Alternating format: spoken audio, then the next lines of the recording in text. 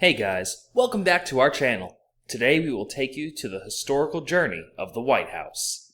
As the longtime home of the U.S. President and the location of countless momentous decisions and historic moments, 1600 Pennsylvania Avenue is immediately identifiable and familiar to any American, and plenty of non-Americans too. But as well as you know it, how well do you really know the White House? It turns out, the White House is not only home to the President, but home to a number of surprising facts. For example, did you know the residence has a chocolate shop, a florist, and a seriously famous ghost? Probably not. So the next time you're eager to regale your friends with your political knowledge, put these amazing White House facts to good use. So here are 10 things you didn't know about the White House. Number 10. It didn't always have an official name. The name wasn't officially adopted until 1901. When Teddy Roosevelt decided to change it from the executive residence.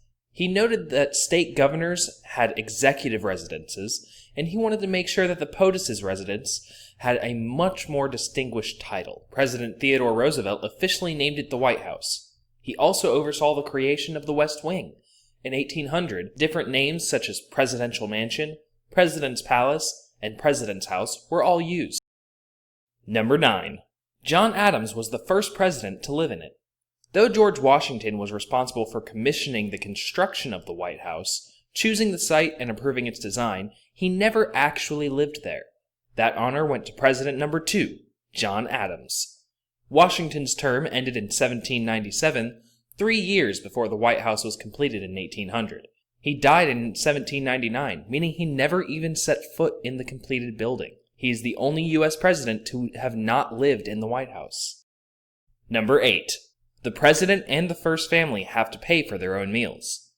Living in the White House certainly has its perks, but there are some things that the president just doesn't get for free. One of these things are groceries, clothing, and other household items. That's right, the taxpayer does not foot the bill for the president and the first family's food. They must pay out of their own pocket. At the end of each month, they are billed on what they have eaten. They must also pay for private parties themselves out of their own salary. For example, for Michelle Obama's 50th birthday party, Obama personally paid for the food and drink, waiters, servers, and the cleanup crew. Number 7. One president nearly fell through the ceiling. President Harry Truman was taking a bath one day when the tub nearly crashed through the ceiling. Had it gone through, it would have crushed a 1,200-pound chandelier and probably injured the president. It was a wake-up call for Truman, and in 1949, he ordered the crumbling White House to get renovation. It ended up costing a whopping $54 million. In 1948, architectural and engineering investigations said that it was unsafe to live in. As such, Truman, his family, and the entire residence staff were relocated across the street. Number 6. It did not have running water until 1833. Nowadays, we take for granted the fact that we have running water in our houses.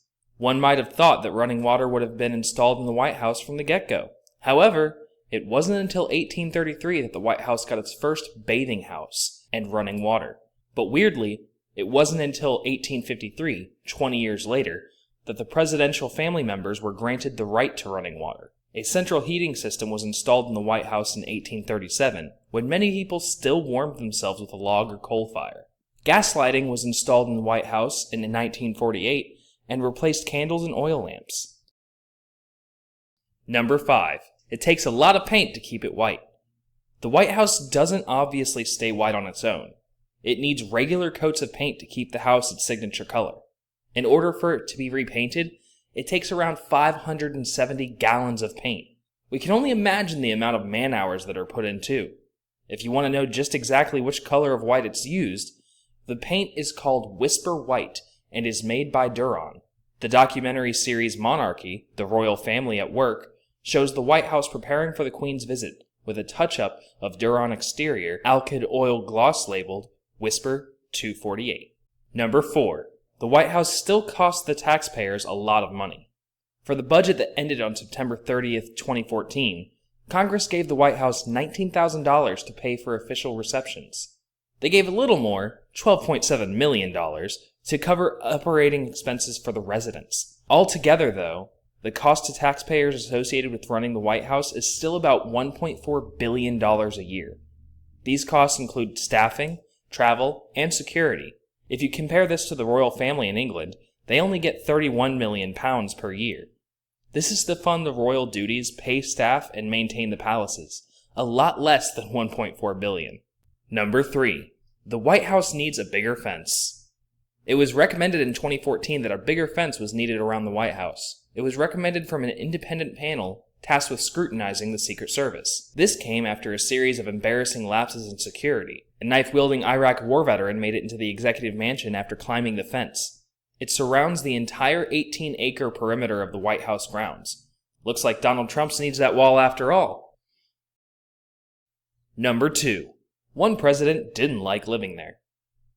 With all these things to do and all of the luxury it affords, how could anybody hate living in the White House? Well, President Nixon famously began to talk to the portraits during his final drunken days. President Truman also had his own issues with the place.